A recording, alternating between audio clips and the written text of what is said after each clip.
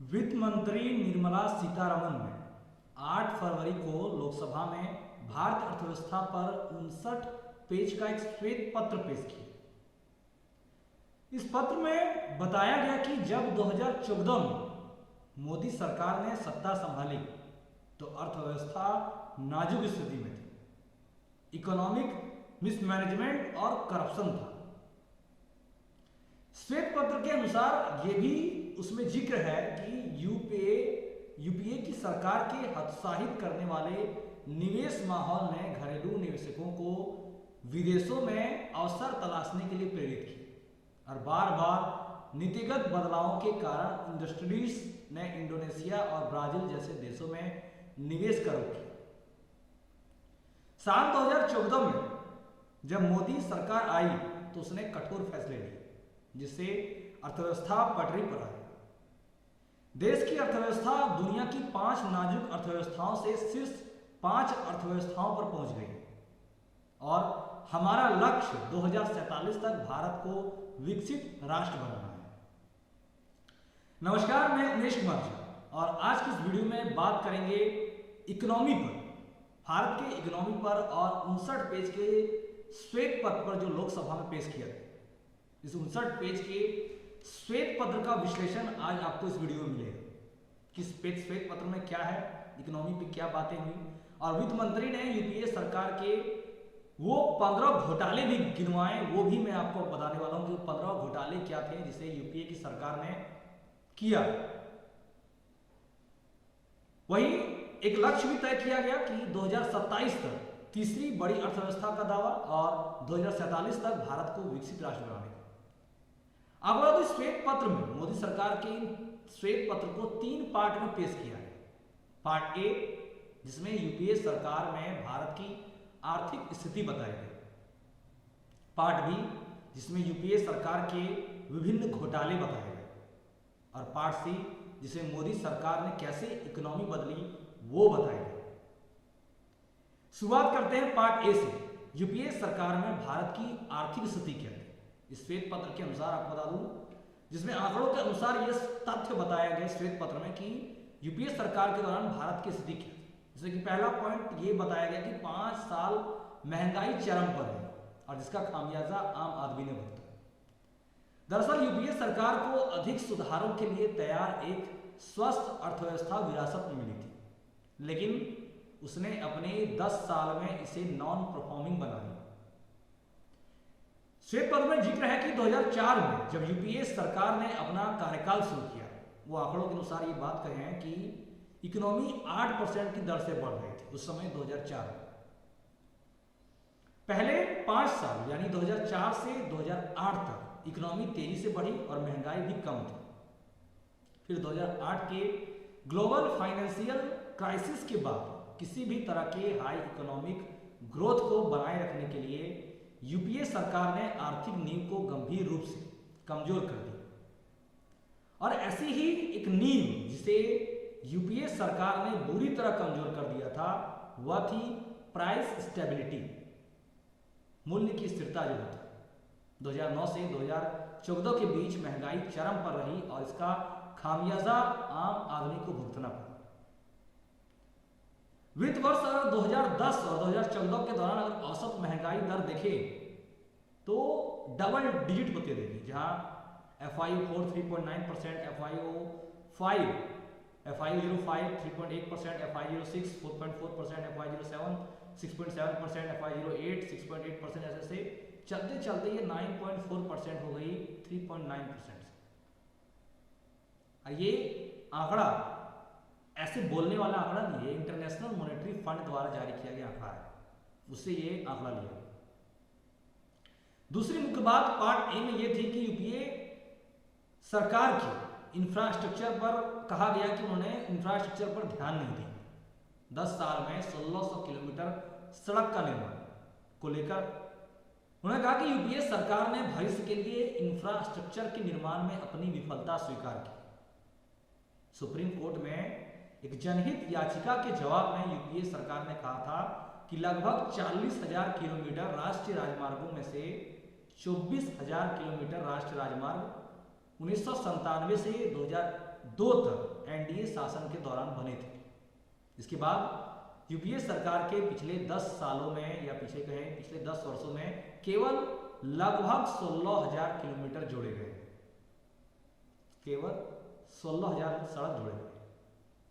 तीसरी मुख्य बात पार्ट ए की ये थी कि 2010 में जब जीएसटी लागू करने का वादा किया था, 2010 से जब जीएसटी लागू करने का वादा किया था, लेकिन ऐसा नहीं हो सका। ये तीसरी मुख्य बात थी पार्ट ए की, जिसमें यूपीए सरकार में भारत की आर्थिक स्थिति को बयां करता है।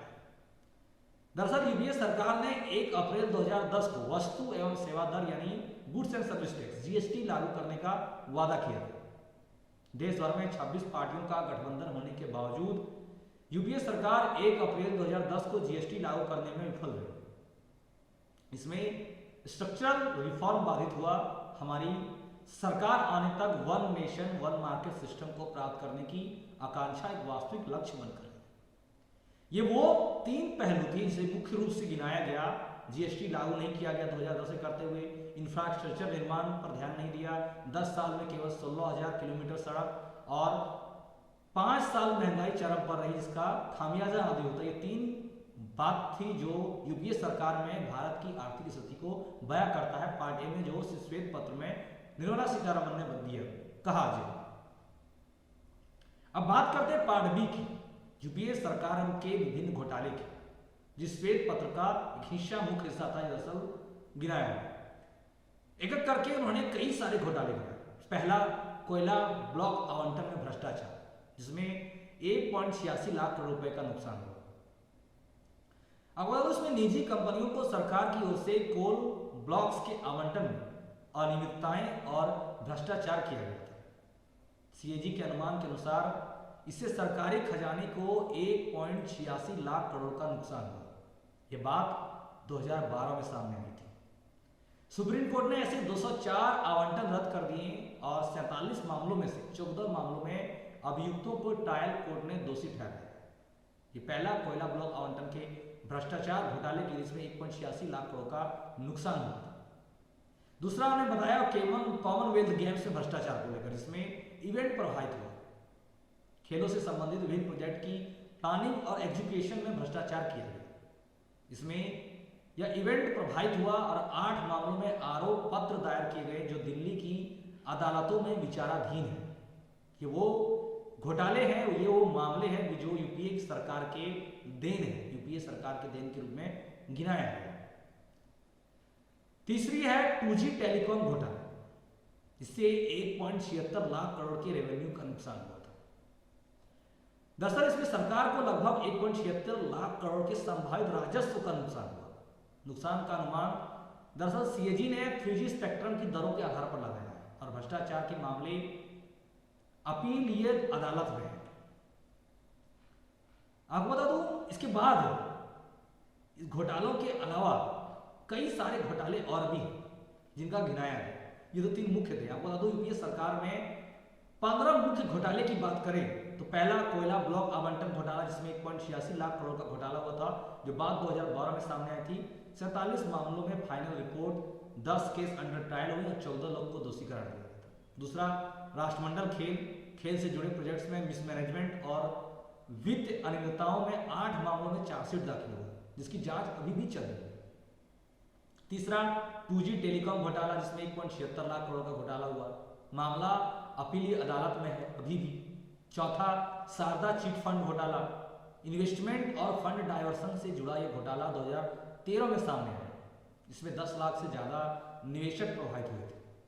पांचवा, आइनेक्स मीडिया केस, ये मामला मनी लॉन्ड्रिंग और एक मीडिया कंपनी में विदेशी निवेश से जुड़ा है और केस अभी भी ट्रायल में है।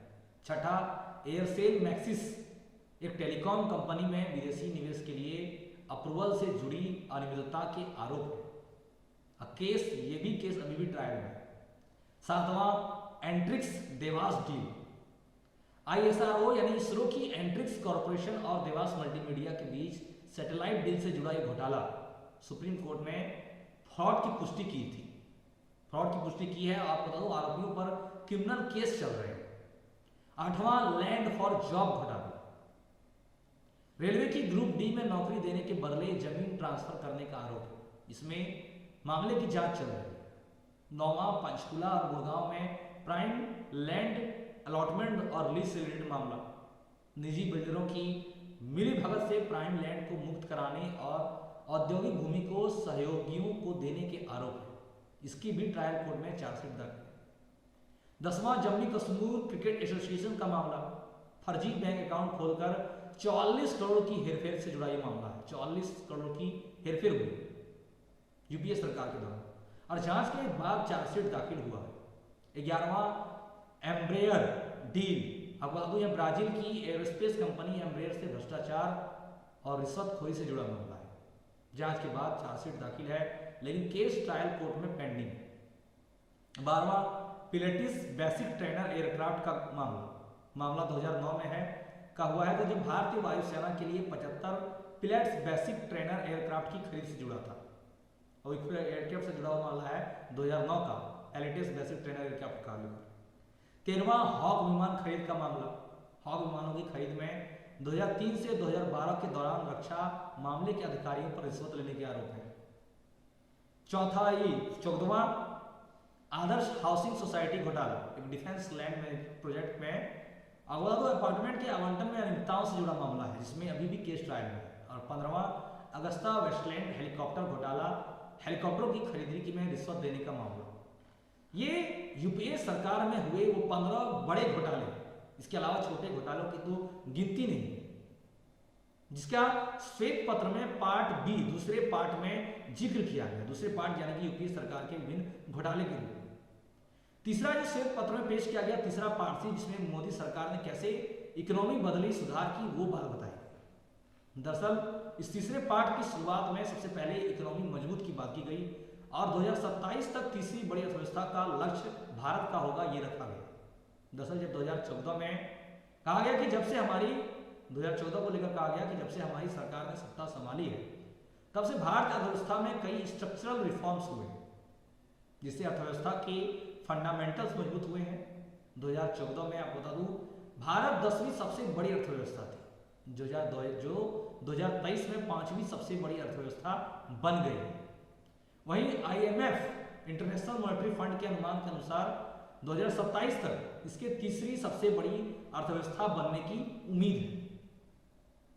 दूसरा मुख्य बात उन्होंने ये कहा कि इंफ्रास्ट्रक्चर बदला गया।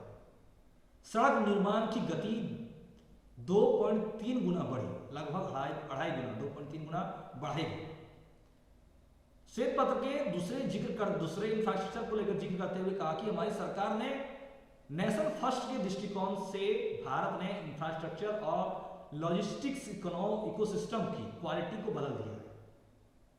भारत में इंफ्रास्ट्रक्चर और लॉजिस्टिक इकोसिस्टम की क्वालिटी बदला है, जो देश के लिए इन्वेस्टमेंट अट्रैक्ट करने और ग्लोबल वैल्यू चेन में अपनी उपस्थिति का विस्तार करने से महत्वपूर्ण है।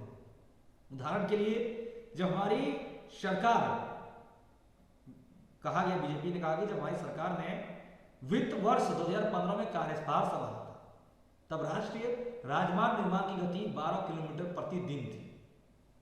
यह आंकड़ा उन्होंने पेश किया, कहा कि वित्त वर्ष 2023 में निर्माण की गति 2.3 गुना से अधिक बढ़कर 28 किलोमीटर प्रति दिन हो गई।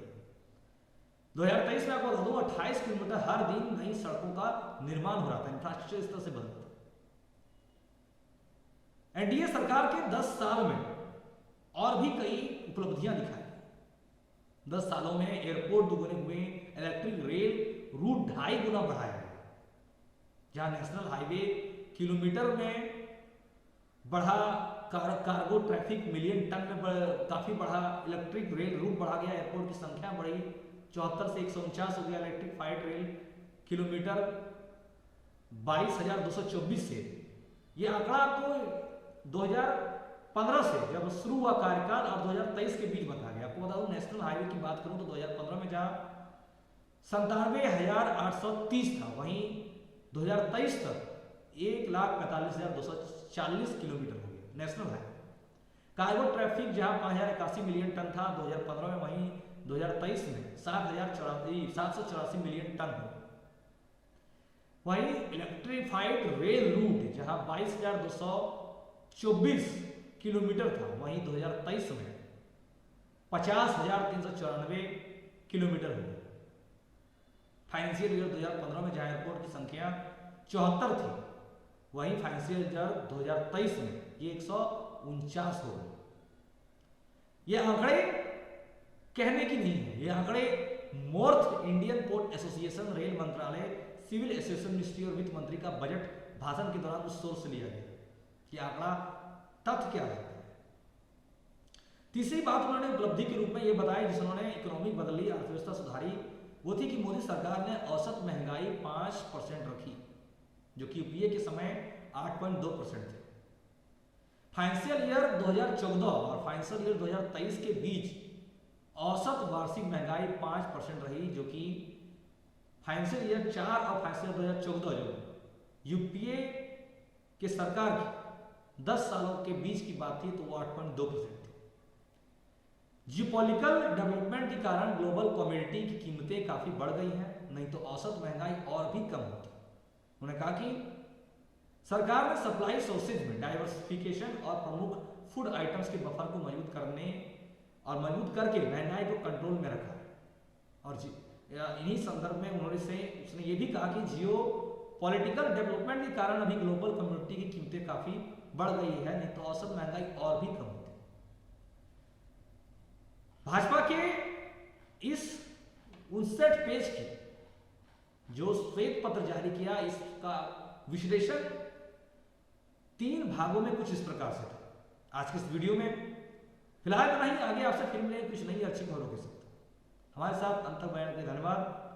जय हिंद, जय भारत।